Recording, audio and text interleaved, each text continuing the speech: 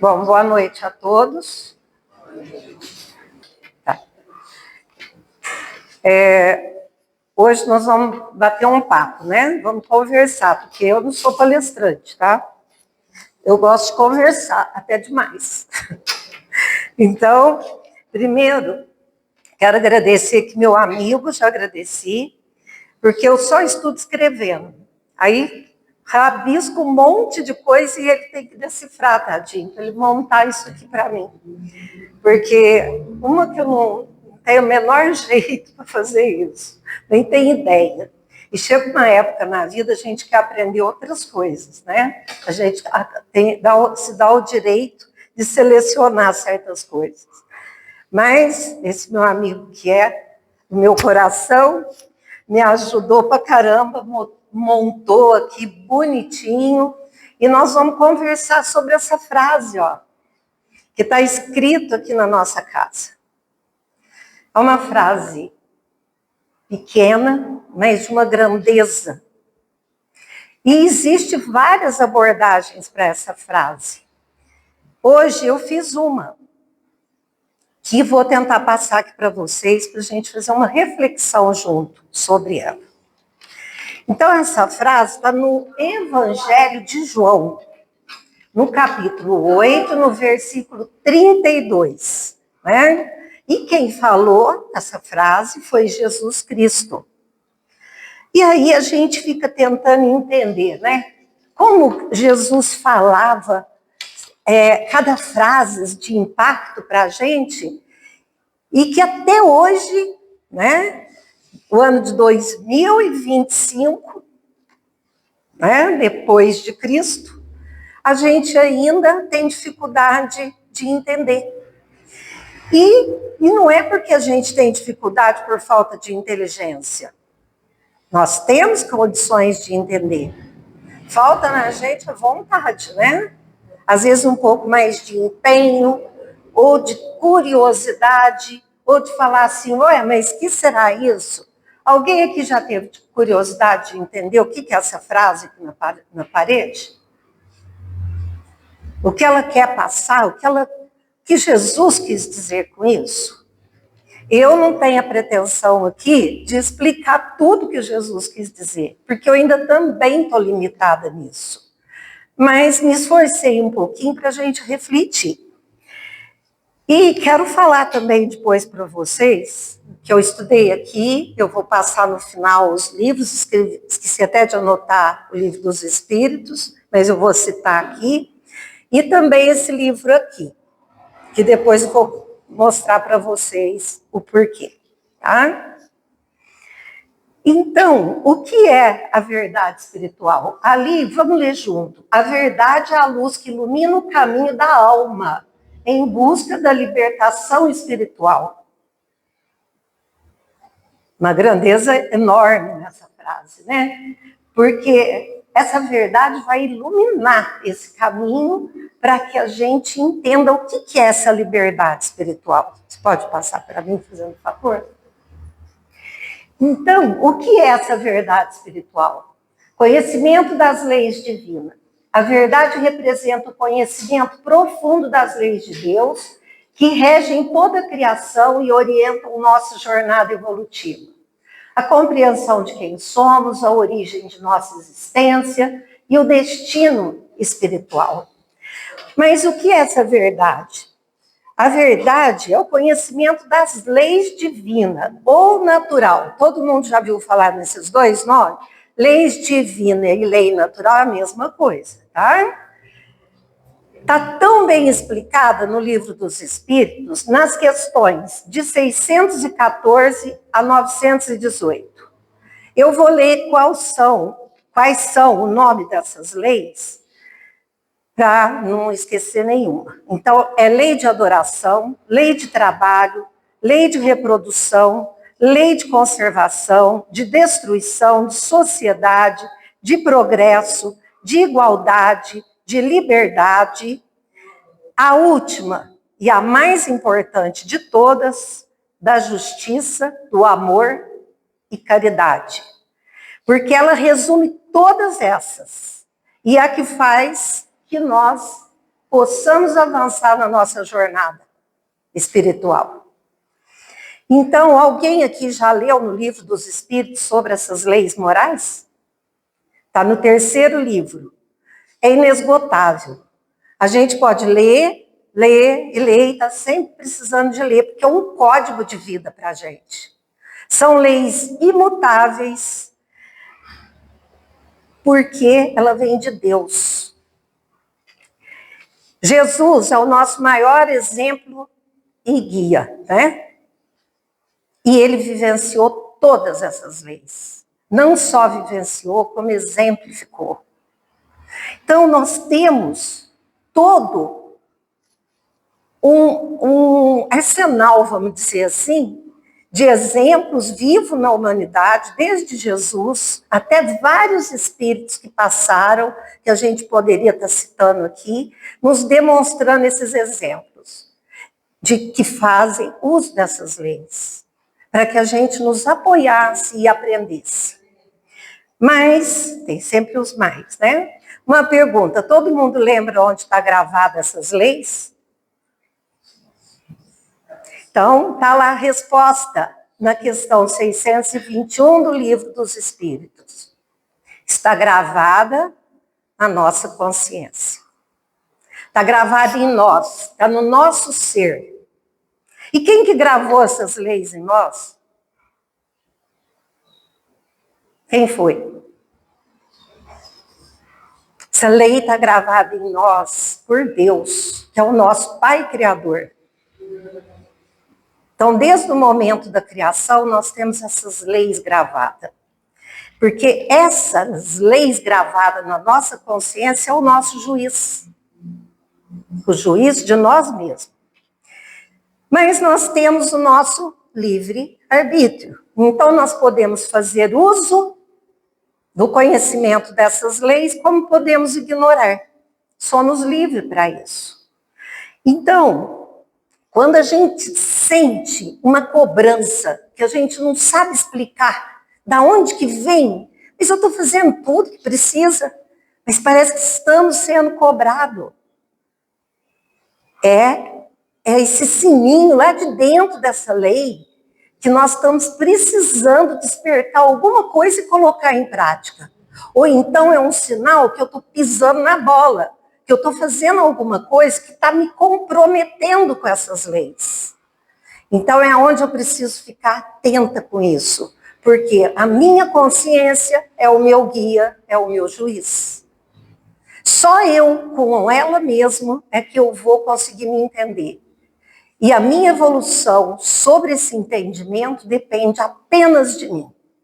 Eu não preciso ser superdotado de inteligência, eu não preciso cursar faculdade, nem pós-graduação, nem fazer mestrado, nem ir para as faculdades no exterior para entender e praticar essas leis.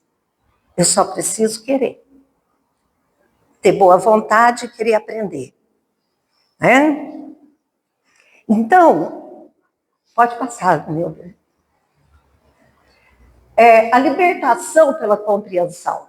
Quando adquirimos a compreensão das leis divinas, nos libertamos das ilusões, enganos e medos que nos aprisionam espiritualmente.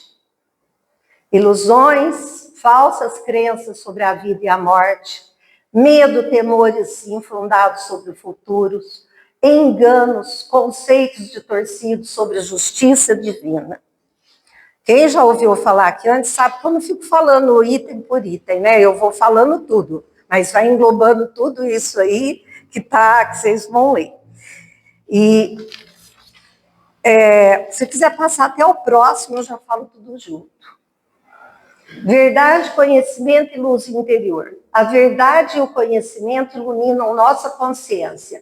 E a libertação é a consequência natural de viver livre das correntes espirituais. Conhecimento, compreensão das leis divinas. Libertação livre do orgulho, egoísmo e vaidade. Paz interior, luz e serenidade. Então, quando ele fala lá libertação pela compreensão, nós sabemos que nós somos espíritos teimosos, né? Reincidentes nos erros. Que a gente gosta de traçar o nosso caminho, mas de maneira mais fácil. Sempre para o lado material. Porque é mais fácil, é mais cômodo, é mais divertido, é mais gostoso, é mais prazeroso. Eu estou preocupada que no momento, aquela frase, a fulana não merece, ela tem que aproveitar a vida, tem que fazer isso. São frases que a gente tem que pensar de como se coloca isso num contexto. Que às vezes assim ninguém merece. É muito complicado falar isso, né? Porque todo mundo colhe aquilo que plantou. Ninguém muda, não muda nada. Ou então eu mereço, agora eu vou fazer isso porque eu mereço, agora eu vou fazer aquilo porque chegou a minha vez. Vamos devagar, que tudo você pode. Como diz Emmanuel, tudo posso, mas nem tudo me convém. Então, se nós estamos teimosos, ligados nesse lado material, insistindo de ir para aquele caminho, mesmo que a gente sabe que a nossa consciência está lá cobrando, que não seria o certo, mas a gente quer impor a nossa vontade. É do meu jeito. Eu vou fazer, porque eu acho que vai dar certo, né? E aí eu vou em frente. Eu vou driblando essas leis. Eu vou contornando, achando que eu sou esperta. Mas eu estou de posse do meu livre-arbítrio. Eu posso fazer o que eu quiser. Né? Então eu vou driblando, vou contornando por aqui. Não quero nem pensar nisso. Quantas vezes vem aquele start na gente de que está errado, que não vai fazer isso, não pode, não está certo. Mas você arruma uma desculpinha e faz, né? Nós vamos achando que eu vou conseguir. Grandes ilusões, como está lá no outro quadro, e vou cometendo mais enganos e mais equívocos, porque eu não quero enxergar a lição que eu preciso fazer. E nem tomar posse do conhecimento que vai me libertar e vai me guiar na jornada.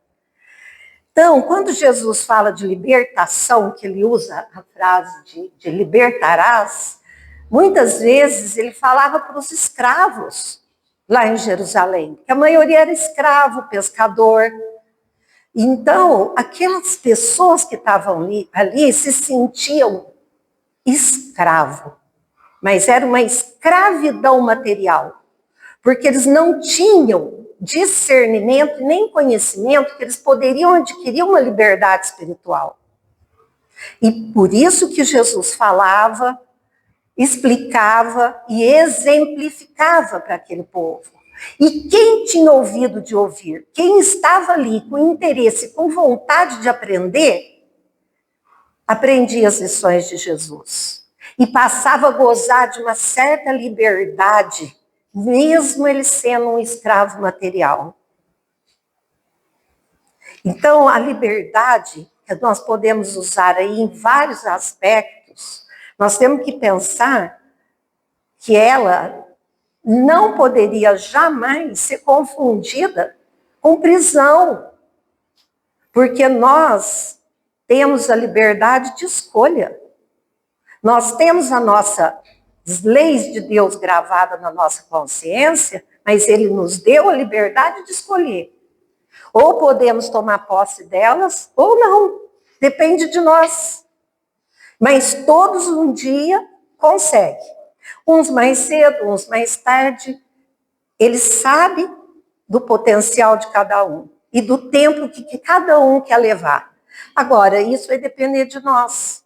Se eu quero aproveitar as oportunidades, se eu quero aprender, existe hoje, né, todas as oportunidades possíveis para aprender. Basta querer. Basta entender. Basta acordar, né? Como está no livro Fonte Viva. Emmanuel, mais uma vez, ele faz uma pergunta: por que dormes? Há quanto tempo nós estamos dormindo, não resistindo em conhecer as leis divinas? Porque ela não existe num livro, num código penal? Apesar de que se for estudar, né, o Mateus aí que é advogado, o Código Penal e todos os livros de direito lá que se inicia com os códigos, A gente sabe que começou baseando lá em Moisés, não é isso, Mateus? Então, nós precisamos de entender que não precisa ter nada escrito num livro. Está aqui. Ele é tão perfeito que ele colocou aqui para servir para nós de acionar elas ou estagnar. Depende de nós, né? Então, essa liberdade que a gente precisa quebrar, essas correntes que nós estamos presos, é a corrente da ignorância mesmo. Não estou aqui xingando ninguém. A ignorância que a gente vive de não querer praticar essas leis. Nos tornamos ignorantes, ligados ao materialismo, no imediatismo e naquilo que nos dá prazer no momento. Porque a gente acha que se a gente se ligar ao plano espiritual, não, eu preciso estar mais velha, agora eu sou moça, eu sou novo. Espera aí. Primeiro, ninguém tem um certificado de vida no bolso. Ninguém sabe quanto tempo vai viver. Como eu vou partir vai depender do que eu estou fazendo aqui hoje, agora.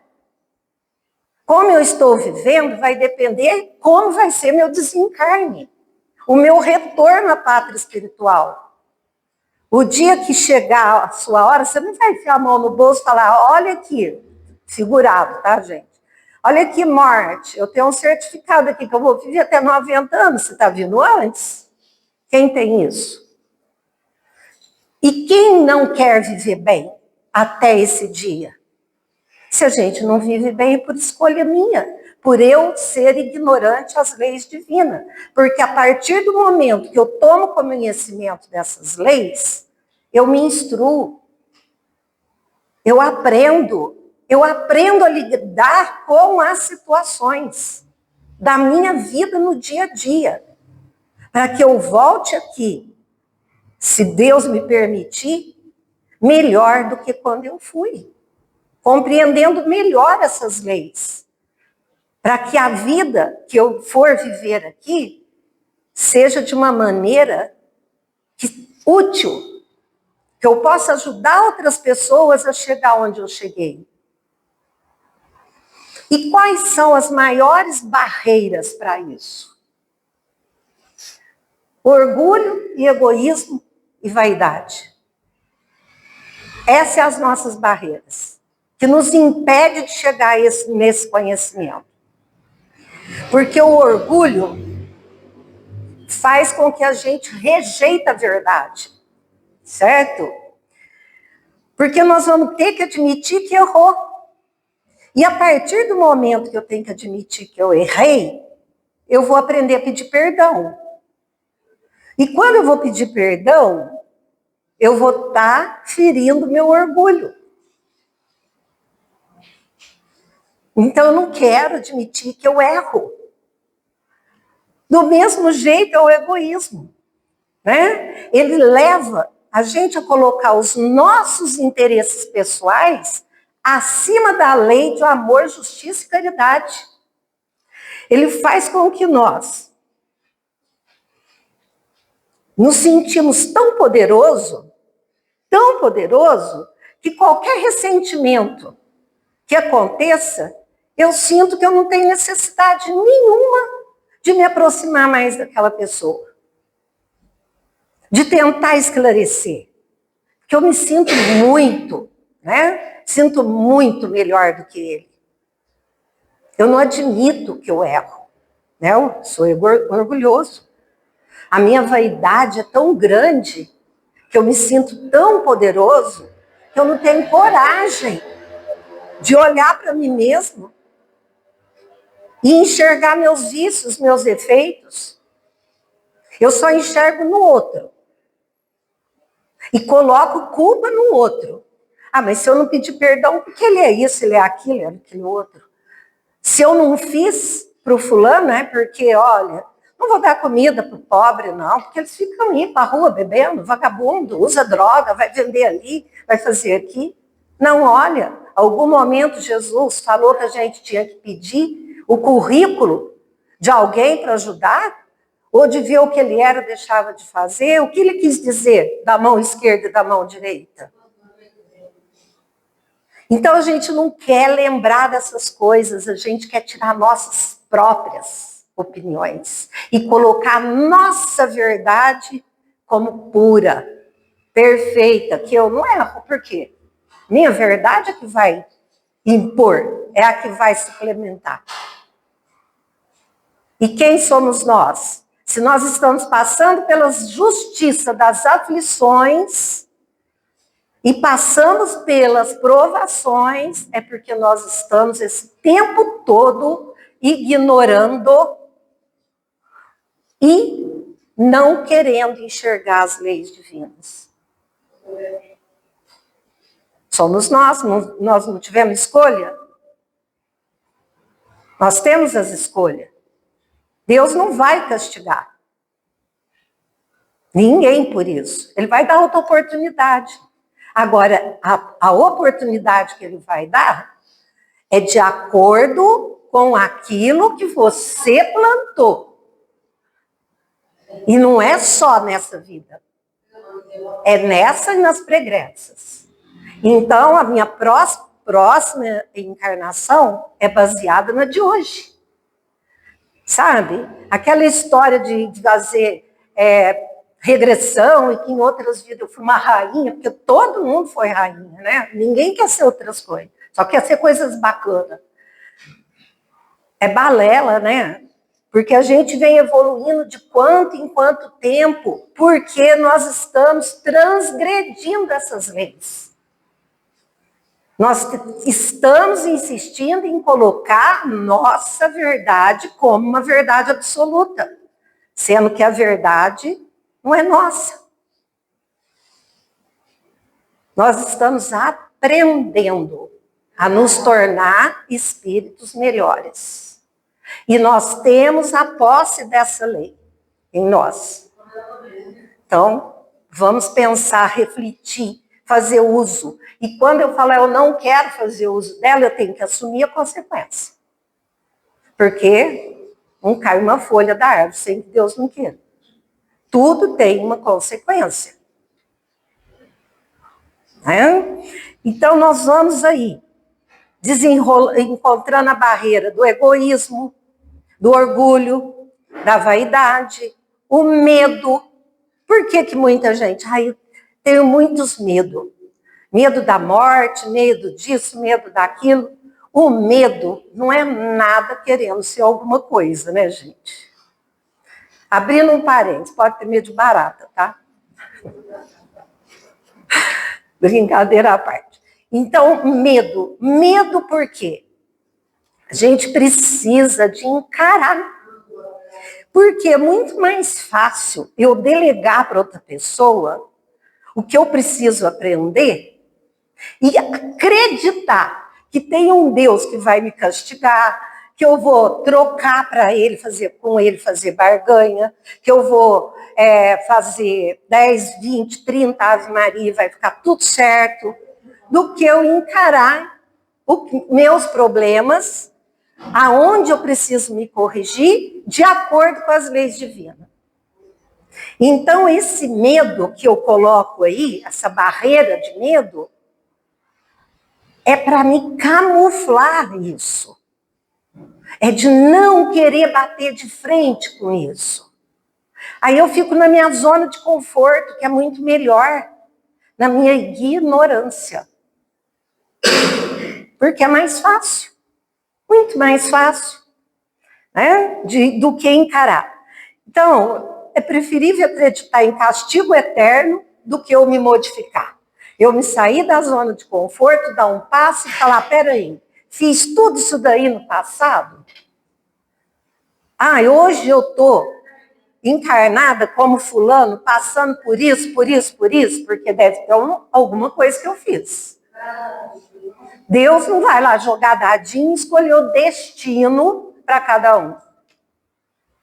Nós reencarnamos dentro de uma programação espiritual, na família certa, com o pai e a mãe certo, nada de reclamação. Tudo dentro de uma programação divina. Então tá tudo certo, nada de reclamar. Então, vamos pensando, o medo, lembra disso, o medo não é nada.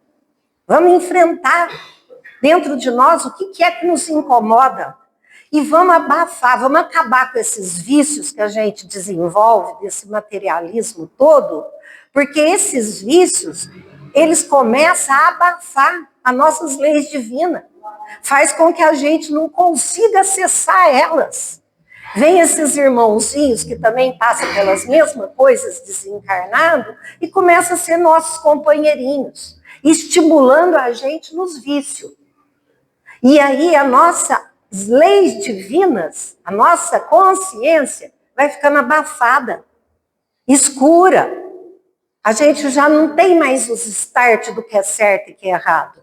Porque se acostumou indo para aquele lá. Indo para aquele lado, que se acha, se sente o dono da verdade. Esquece as verdades de Deus e vai caminhando para a tua verdade com todos esses irmãozinhos te fortalecendo. Você é boa, hein? Você é a tal, você é inteligente, você é esperto, hein? Colocando todas essas ideias na nossa mente, te ajudando. Mas quem deu o primeiro passo fui eu. Você não arruma coleguinha espirituais, irmãozinhos espirituais que te camuflam as tuas ideias, de graça não. Quem deu o primeiro passo é você. Esse negócio que os obsessores estão me perseguindo, vou lá no centro, o centro prisional os obsessores, quem vai afastar eles é junto. O centro vai ajudar, vai tomar água, vai tomar paz, mas a mudança é tua. Então, passa para mim, fazendo favor. Aonde entra a doutrina? A doutrina espírita como luz. A doutrina espírita nos esclarece com o objetivo principal de aprimorar a moral e intelectualmente o ser humano, revelando verdades consoladoras. A doutrina nos esclarece da imortalidade da alma, a consciência individual sobrevive à morte física, continuando sua jornada evolutiva. Lei de causa e efeito, já falei aqui bastante, né? Responsabilidade individual pelos próprios atos e consequência. Justiça divina e reencarnação. Oportunidades múltiplas de aprendizado e progresso espiritual. A reencarnação é o perdão de Deus para nós, nos dando outras oportunidades. Não deixe ninguém falar para vocês que a doutrina espírita é cômodo. Ah, é muito cômodo, né? Doutrina, eu posso errar o tanto que eu quiser, Deus vai me perdoar, me dando outra reencarnação para me fazer tudo de novo. Acabei de explicar que não é bem assim. Ele te dá outra oportunidade, como nós damos para os nossos filhos. Mas você vai colher o que você plantou. Você é responsável por cada ato. Por cada negligência, por cada ociosidade, por cada palavra, por tudo. Nós temos que assumir isso. Pode passar, Nilda. Então, como esses conhecimentos libertam? Supera o medo da morte, que eu acabei de falar, a compreensão de que a vida continua a lei da morte física, traz serenidade diante da transição. Eliminam conceitos de castigos eternos, que nós acabamos de conversar, revelação de que Deus é infinitamente bom e justo e dissolve temores infundados. Deus não castiga ninguém.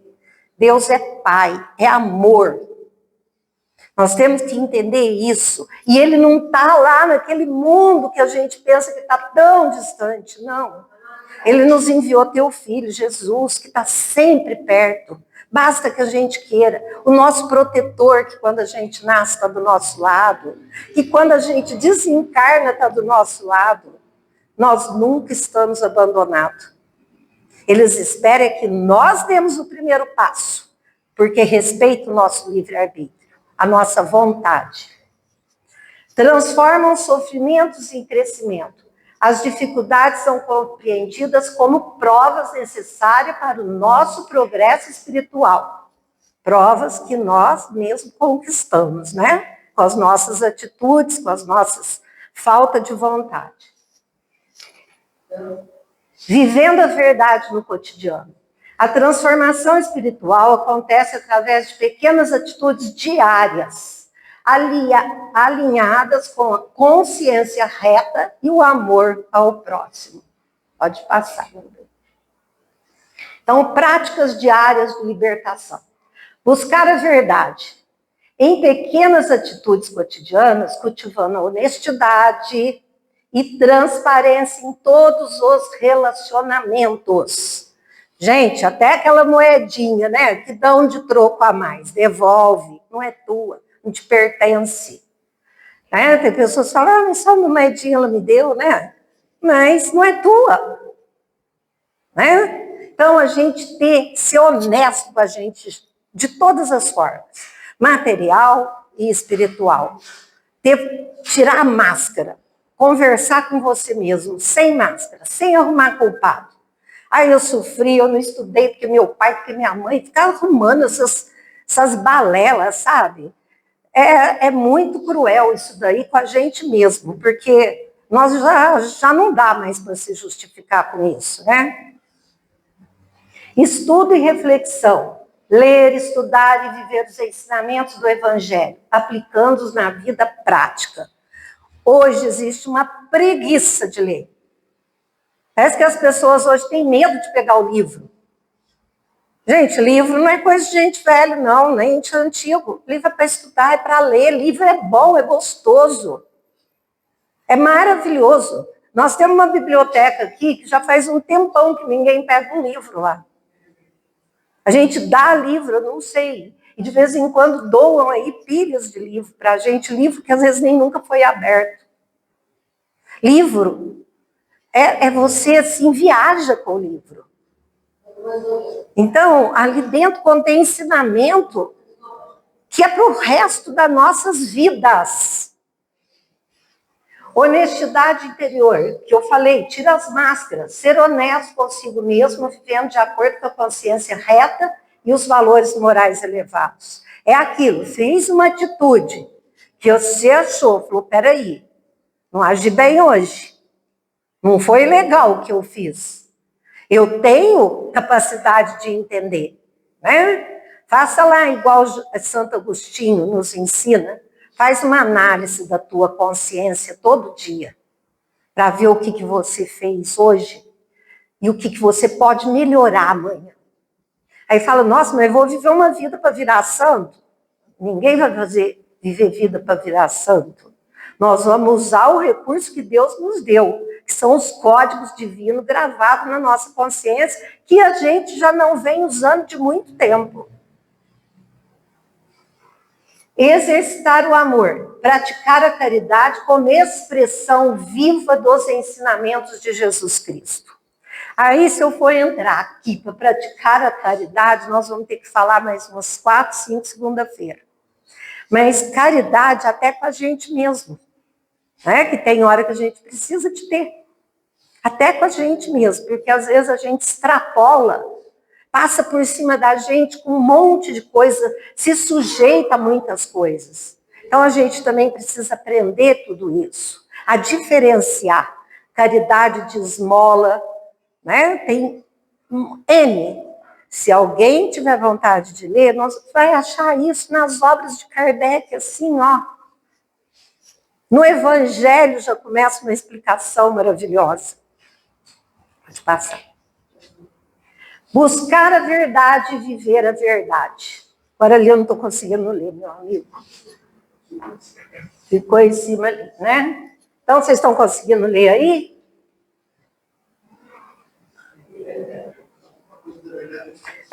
A verdade nos transforma trazendo paz interior, duradoura e libertação espiritual autêntica.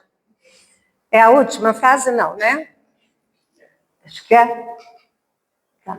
Aí é onde eu estudei, esse livro do José Carlos de Luca, Alguém Me Tocou, Tem os 7 passos para a felicidade. É maravilhoso. Quem puder ler nesse livro, eu não trouxe para instigar a curiosidade de vocês, para procurar, eu ia trazer ele aqui. E nesse capítulo, 7 passos para a felicidade, procurem ler. É maravilhoso. E Mulheres Fascinantes eu trouxe aqui. O Evangelho segundo o Espiritismo tem esses capítulos que falam sobre a verdade. Vocês não vão achar no nosso Evangelho essa frase, porque ela está no Evangelho de João. Mas a verdade está contida toda dentro do Evangelho segundo o Espiritismo. Leia a introdução desde o começo, para ver a grandeza de explicação. Eu agora, vou pedir um favor, Adilson, não pôr um pouquinho de água para mim no copo? Eu agora vou contar uma história para vocês, para brilhantar isso aqui. Achou que eu não ia contar a história hoje? Então, aí eu vou contar a história que está aqui, ó, nesse livro aqui, que eu já contei histórias daqui, né, Aninha? E, obrigada, viu? Esse livro é do espírito de Leon Tolstói, escrito por Sidney Yolanda Manfield, que foi a médium. Então, o que é nesse livro?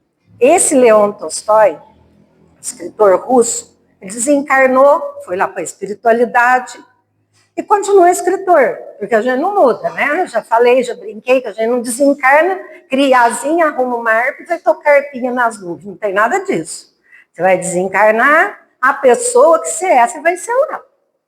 Vai mudar nada. Por isso que não precisa ficar rezando com pessoa que desencarnou antes, achando que ele é santo, porque não é. Então, é a mesma pessoa. Vamos passo por passo. Ele foi lá na espiritualidade e começou a colher informações de pessoas que viveram na época que Jesus estava aqui na Terra encarnado. E aí, ele começou a achar muitas mulheres que passaram pela vida de Jesus. E aí, nesse livro, Mulheres Fascinantes, a presença feminina na vida de Jesus, ele conta a história de algumas. E hoje eu vou contar aqui bem resumida, porque os detalhes, que é muito bonito. Então, nada de entrar em YouTube, não sei onde mais pedir o resumo do livro, porque não vale a pena. Eu vou contar, apesar de vocês já saberem tudo que vai acontecer, mas vale a pena ler, porque o que tem junto com a história é maravilhoso. E a maneira que ele escreve é maravilhosa. É isso que está faltando, né, para as pessoas lerem. Aprender a ver o que tem dentro do livro. Né? Você começa a ler, você está vivendo aquilo ali, você está imaginando as cenas, as situações. Então vamos lá para a história. A história que eu vou contar hoje é da Esmeralda, a cigana, que vai exemplificar tudo isso que nós conversamos, certo? Então o exército romano tomava conta de Jerusalém, né? Aqueles romanos com aquelas fardas poderosas, né? Aqueles homens cruéis, violento, agressivo. Abrindo aí um parêntese, tinha exceções, que nós temos várias histórias de soldados romanos que ajudaram na causa de Jesus. Mas a maioria era também cruel mesmo, com atos assim de violências horríveis. Numa dessas invasões que eles faziam, vamos imaginar aqui, trazendo para a nossa língua, um sítiozinho saindo um pouquinho fora da cidade. Então imagina aqui Sorocaba, cheia de soldados romanos, e andou um pouquinho ali num sítio, indo para Soiaba. Chegou lá um sítio todo bonitinho, com pomar, com criação, com famílias morando lá. A família principal de uma pai, mãe, duas meninas de 10, 12 anos, uma menorzinha, de 8 mais ou menos, 7, 8 anos, mais 2 pequenininhos. Esses soldados adentraram esse lugar, matou todo mundo. Não só matou, como estuprou a mãe, as duas crianças de 10 e de 12, matou os irmãozinhos menores e uma sobreviveu. Uma sobreviveu porque a ama empregada da casa, quando viu o que estava acontecendo, pega ela e coloca debaixo de um móvel pesado e senta na frente. Claro que eles mataram e ali ela ficou e a menina lá escondidinha lá debaixo, vendo tudo por uma frestinha. Tudo que aconteceu com o pai, com a mãe, com os irmãozinhos, destruíram tudo a casa dela, todos os que moravam ali mortos. Imagino que essa criança viveu o horror, a cena de horror que foi. Ela viu perfeitamente o rosto daquele oficial romano que comandava aquela destruição. As risadas, o escárnio, os olhos, ela não passou nada despercebido por ela ali, tomada de pânico. Quando tudo parou, que não houve mais nenhuma atrocidade, não tinha mais barulho, ela sai lá de baixo procurando alguém vivo, porque uma criança que não tinha noção de nada, toda suja de sangue, da ama, ela vai andando, tudo morto, destruído, não tinha mais criação, a casa tudo quebrada e as plantações pegando fogo. Ela fica tão atordoada e em choque que ela desmaia ali no meio dos mortos. Passa, não vou entrar o tempo, não dá para falar, uma caravana de ciganos. Essa caravana de ciganos vê que aquele lugar foi destruído e entram para ver se podia ajudar alguém. Vê que está todos mortos, abre uma vala para jogar todos os corpos, para enterrar. No que pegam a menina, um cigano percebe que ela respira. E aí ele entrega para as ciganas para ver. A menina está respirando, de todos os mortos ali, eles levam a menina. Acolhe aquela menina, cuida dela, dá carinho, dá proteção, ensina para ela a arte da dança, da música, porque era isso. Nós estamos falando de ciganos naquela época, não estamos falando dos ciganos de hoje, certo? Era outra cultura, outra filosofia de cigano, diferente, eles tinham outras ideias. E ali eles ensinam a menina sobre ervas, sobre agricultura, sobre a preservação da natureza, que era isso que eles preservavam muito, a dança e a leitura das mãos. Colocaram o nome nessa menina de Esmeralda, porque ela tinha os olhos muito verdes e ela era muito bonita.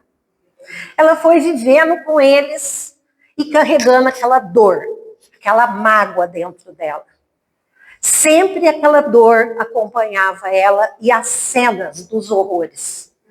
Era difícil o dia que ela não recordava aquilo. E até que um dia, eles nas andanças, que eles são nômades, né? Vão mudando de lugar, e que eles chegam em Roma.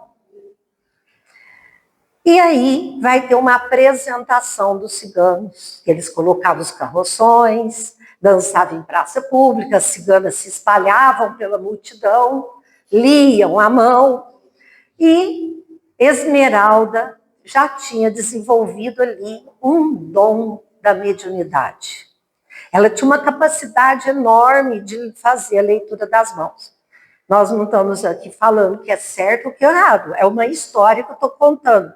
E não é uma história com E, é uma história com H, que significa que aconteceu, que é real. Não é, professor Demir? Então, é uma história real. Aí o que acontece? Ela era muito bonita. As outras ciganas nem tinham ciúme dela, porque não tinha como competir com ela. A hora que ela dançava, a roda aumentava. E as moedas que os homens atiravam eram muito mais fartas que qualquer outra que dançasse. Então, ela era o ponto, o atrativo principal dos ciganos. Ela está dançando, rodopiando, fazendo as danças, quando aproxima soldados romanos, para também ver a cena.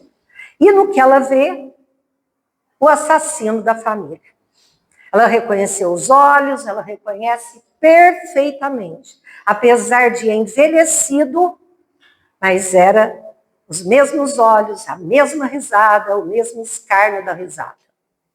Acompanhado de um moço, parecido com ele, mas de um olhar totalmente diferente. Um olhar bondoso, a expressão calma, serena.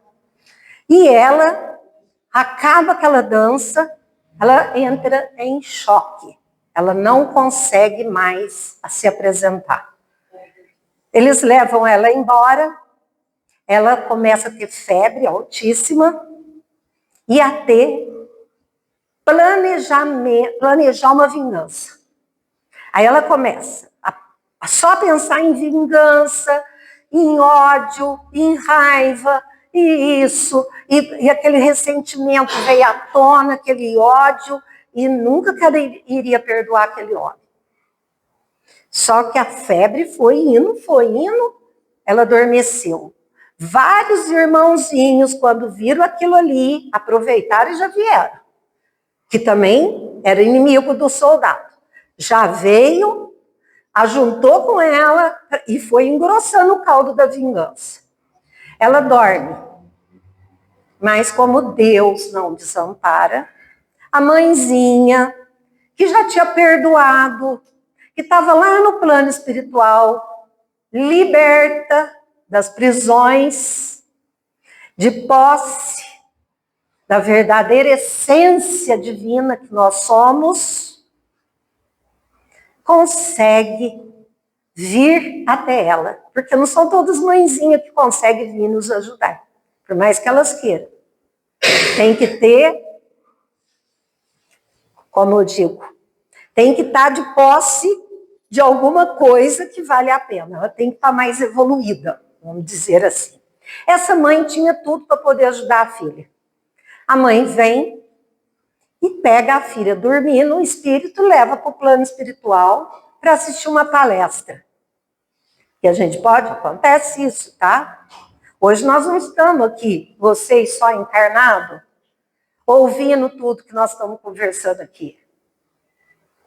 Se cada um tem 6 acompanhantes, imagina o número nessa sala e mais os convidados que vêm, que a gente não está conseguindo ver.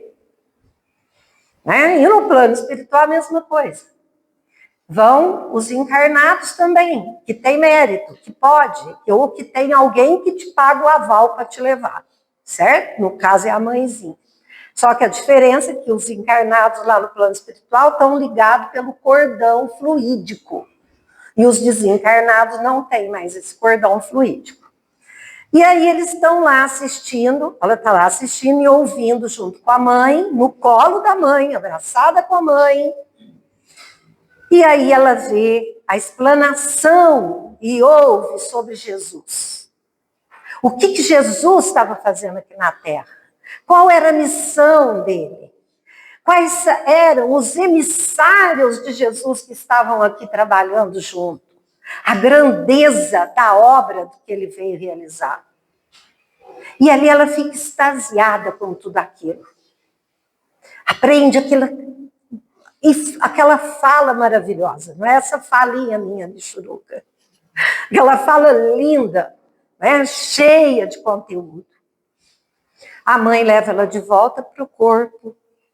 E no outro dia ela acorda renovada, confiante e disposta a não pensar mais no passado, a esquecer. Vou esquecer. E aquilo, porque o sonho, ele fica gravado até um ponto. Depois a gente esquece, porque nós estamos encarnados.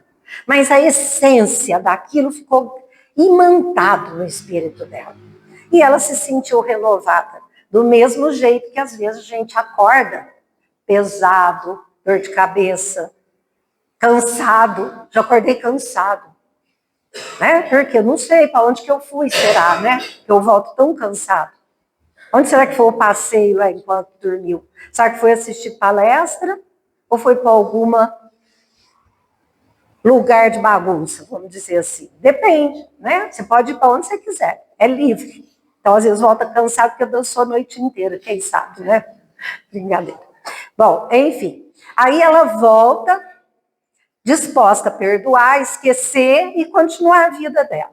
Não quero mais pensar nesse homem, esquece, vou continuar minha vida de cigano, estou me sentindo bem hoje. Cantou, as ciganas foram e mudaram, fizeram vestido novo para ela e foram se apresentar do outro lado da cidade, em Roma. Quando ela está lá do outro lado da cidade, foi ler a mão, já tinha lido mão, estava toda uma mão pesada, esticou para ela. Quando ela olha para aquela mão, com a visão da mediunidade, ela vê a mão pingando sangue. E junto várias entidades. De quem era a mão? Do assassino. Isso foi estender para ela. Ela foi um choque tão grande do que ela viu junto com ele, que ela desmaiou. Desmaiou, perdeu a consciência, não tinha o que fazer ela voltar. O filho daquele oficial que já tinha ficado, né, com o olhão naquela cigana bonita, pede licença, pega ela e oferece ajuda. Levou para casa dele. Simples assim, né? Vocês vão ter que ler o livro. Levou para a casa dele. Aí lá, ele se oferece para cuidar dela, e o pai, como oficial romano, só viajava, ia levar as tropas que faziam o exército dele, que fazia a anarquia toda, as maldades todas, foi embora. E ele ficou lá. E pediu que ficasse uma cigana cuidando dela, mais velha, ali junto, e ele se dispôs a cuidar, e chama médico, e faz isso, e faz aquilo, e ela achando que ela estava fraquinha e doente, não deixava ela ir embora. Cada hora uma desculpa. Resultado, os dois se apaixonaram. E ele falou, vou casar com essa mulher. E casou com a cigana. O pai ficou assim, né? Meu filho enlouqueceu, vai casar com uma cigana, filho de um oficial romano. Mas ele bateu o pé e falou que ia casar. O pai falou, a hora que ele enjoar dela, manda ela embora. Tá tudo bem.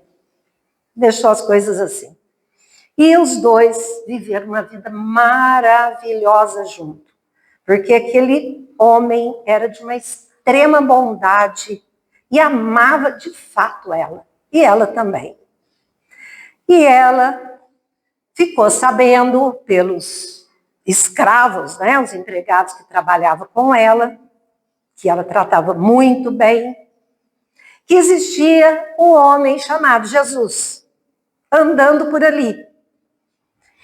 E ela lembrou desse nome, Jesus, né? Vou atrás, que eu já ouvi esse nome.